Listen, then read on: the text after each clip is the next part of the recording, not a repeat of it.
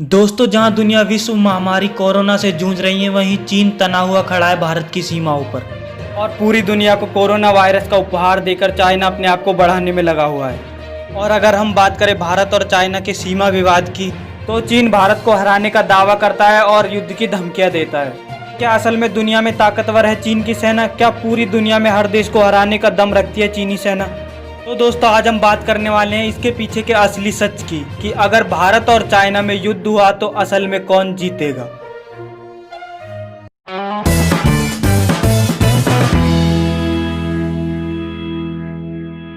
दोस्तों, वीडियो में आगे बढ़ने से पहले जो लोग नए हैं वो एक बार चैनल को सब्सक्राइब जरूर कर दें और ऐसे ही अपना प्यार बनाए रखें। दोस्तों, आजकल के समय में हमें चाइनीज आर्मी के द्वारा सोशल मीडिया पर वीडियो देखने को मिलते हैं जिसमें वो अपने आप को ताकतवर साबित करने पर लगे हुए हैं। तो क्या असल में ताकतवर हैं चीनी सैनिक? तो इसके पीछे की पहली बात तो यह है कि चाइना सोशल मीडिया पर वीडियोज के द्वारा बस एक प्रोपोगेंडा वॉर चलाता है, जिसमें वो वीडियोज के द्वारा अपने आप को ताकतवर दिखाने की कोशिश करते हैं। असल में चीन की हमेशा से यही नीति रही है कि दूसरे देश को लड़ने से पहले ही इतना डरा दिया जाए कि उसकी हिम्मत टूटे और उस देश की सेना मानसिक तौर पर कमजोर हो। दोस्तों, ये आज की ही बात नहीं है, चीनी सेना बहुत पहले से ही ऐसे हथकंडे अपनाती हुई आई है। अगर हम चाइना के इतिहास में जाकर देखें तो चीनी नेताओं की यही साजिश रही है और चीन की ये चाल आज के डिजिटल युग में सोशल मीडिया की वीडियोज के रूप में परिवर्तित हुई है। दोस्तों, वीडियोज, मैगजीन्स, किताबों और कई खबरों में हमें ये देखने को मिलता है कि चीन एक बहुत मजबूत देश है और उसे हम हरा नहीं सकते, जबकि ये एक चाल और भ्रम है। सबसे पहला भ्रम यह है कि चीनी सेना भारतीय सेना से ज्यादा ताकतवर है, जबकि ऐसा सच नहीं है। अगर दोनों देशों की सेनाओं की संख्या की बात की जाए तो भारतीय सेना में करीब 14 लाख सैनिक हैं और चीनी सेना में सैनिकों की संख्या 10 लाख से भी कम है। चीनी सेना के कमजोर होने का एक मुख्य कारण यह है कि चीन में सन 1979 से लेकर सन 2015 तक वन चाइल्ड पॉलिसी थी, मतलब एक माता पिता एक ही बच्चे को पैदा कर सकते थे।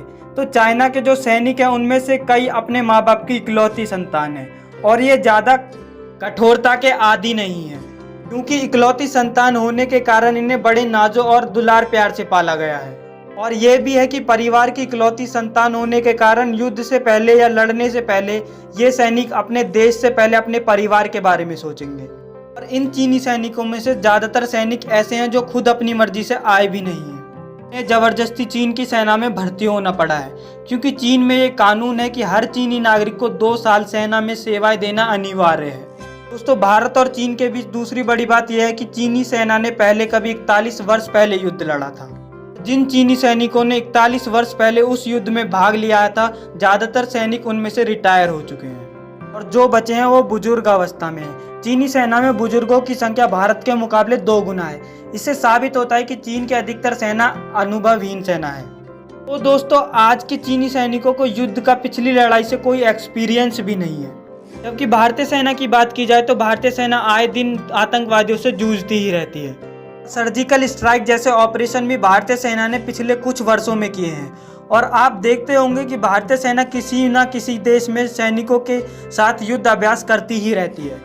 और अब आपको अगली बात बताते हैं, चीन जिन सैनिकों के दम पर भारत को हराने की बात करता है, दरअसल चीन ने खुद माना है कि उसके 20% सैनिक युद्ध के लिए फिट ही नहीं है, मतलब वो जरूरत से ज़्यादा मोटे हैं और 45% चीनी सैनिक शराब के आदी हैं।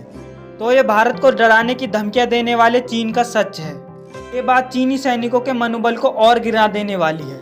जैसा हमने पहले बताया कि चीन के हर नागरिक को 2 साल सेना में सेवाएं देना अनिवार्य है। अगर कोई व्यक्ति चीनी सेना में शामिल होने से इनकार करता है तो चीन में उन व्यक्तियों के लिए बहुत कड़ी सजाएं हैं और ना तो उन व्यक्तियों को चीन में कोई सरकारी नौकरी मिलती है और कई सरकारी सुविधाओं से भी उन व्यक्तियों को वंचित रहना पड़ता है। ये बातें चीनी सैनिकों के मनोबल को और ज़्यादा गिराती है। इससे साबित होता है कि चीन के अधिकतर सैनिकों को मजबूरी में सेना में शामिल होना पड़ता है। और वहीं अगर हम भारत की बात करें तो भारत का हर व्यक्ति सेना के साथ खड़ा होता है और बच्चा बच्चा भारतीय सेना का सम्मान करता है। भारतीय नागरिकों के मुकाबले चीनी नागरिक ऐसा नहीं सोचते हैं कि ये सेना वहाँ की राजनीतिक व कम्युनिस्ट पार्टी द्वारा बनाई गई सेना है, जो उनके दमन के लिए बनाई गई है। ऐसा है भी, चीनी सेना का उपयोग बाहर के देशों से ज़्यादा वहाँ के लोगों में डर बनाए रखने के लिए किया जाता है। दोस्तों, अब आप ये सोच रहे होंगे कि जो वीडियोज़ में देखते हैं उनमें तो चीनी सेना को बहुत ताकतवर दिखाया जाता है। दरअसल ये एक प्रोपोगेंडा है जिसका उद्देश्य चीनी नागरिकों में डर और दूसरे देशों के बीच भ्रम फैलाना है। दोस्तों इन वीडियोज की शूटिंग ऐसे ही की जाती है जैसे कि कोई फिल्म की शूटिंग हो, और दरअसल ये एक फिल्म ही है जिसकी प्रोड्यूसर चीनी सेना और चाइनीज गवर्नमेंट है। उदाहरण की बात करें तो अभी लद्दाख में भारत और चीन के बीच तनाव की स्थिति है और डराने के लिए चीनी सेनाओं ने अपने बॉर्डर पर टैंक्स और सेनाओं की संख्या बढ़ा दी है।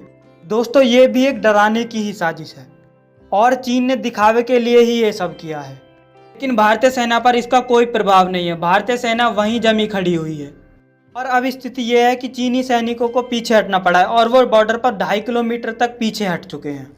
चीनी सेना के इस सच के बाद आप इन वीडियोज़ के जंजाल में ना फंसे और ऐसी वीडियोज़ को शेयर ना करें। और जैसा कि अब हमें चीनी सेना का सच और हाल पता लग ही चुका है। दोस्तों अगर चीनी सैनिक और भारतीय सैनिकों के बीच आमने सामने की लड़ाई होते तो भारतीय सैनिक चीनी सैनिकों पर भारी नहीं बहुत ज़्यादा भारी पड़ेंगे। अब इन सारी जानकारियों के बाद आप खुद ही समझ सकते हैं कि अगर युद्ध हुआ तो कौन जीतेगा। तो हमारी तरफ से एक और गुजारिश है कि #बॉयकॉट चाइना को सोशल मीडिया से हटाकर अपने अंदर वायरल करें और एक भारतीय होने के नाते चीनी सामान को जितना हो सके बहिष्कार करें।